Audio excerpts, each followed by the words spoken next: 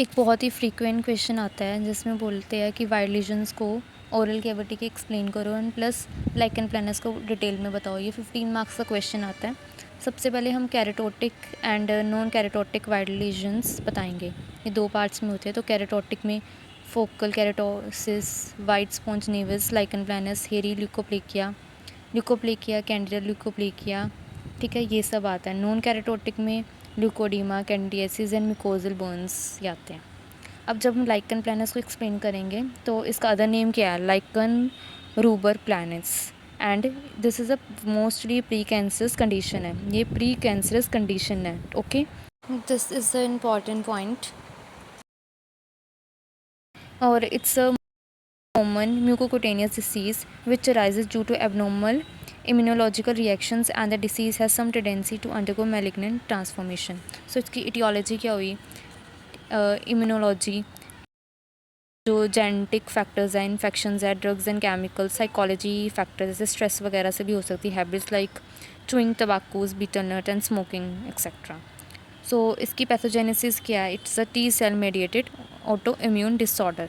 And second, stress can also lead to the autoimmune reactions, lead to the lichen planus. तो इसका most important factor है वो इसकी 5 P's है। That is pruritic, polygonal, planar, that is a flat topped and purple, plan, papules and plaque, purple, papules and plaques, these are the 5 P's that is very important. 6 P's clinical features देखें तो it's happen in middle age and early people's 40 years is the most common. So जो prediction है that is in female.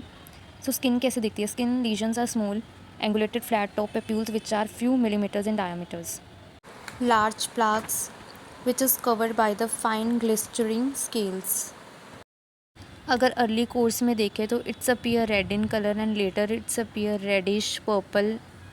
Chronic course देखा जाए तो it's a dirty brown colour develop. Main features क्या है इसके, विकन्स ट्रायल्स जो है इसके मेन फीचर्स है।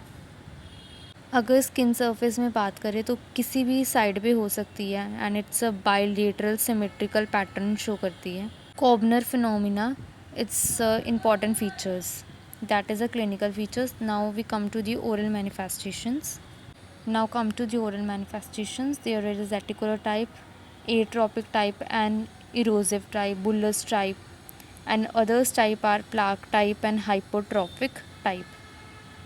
In a reticular type it's appear white and gray and welty thread type. Atrophic, keratotic change combined with a mucosal erythema and erosions. It is a frecky ulceration.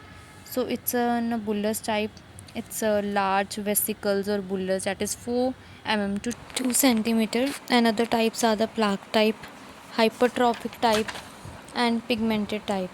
If we see the histopathology, hyperorthokeratinizations and hyperparakeratinizations or both along with the thickening of granular layer is seen. There is a cantholisis of spinous cell layer with interdental edema.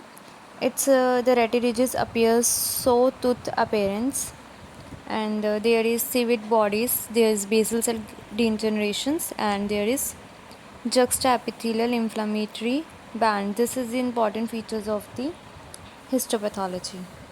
Differential diagnoses are leukoplakia, candidiasis, pemphigus, lupus erythematosus, and white sponge nevus, geographical tongues, and lichenoid drug reactions. If we see the malignant transformation, frequency is low, very. And if we see the treatment part, there is no particular treatment, but mainly corticosteroids are the use.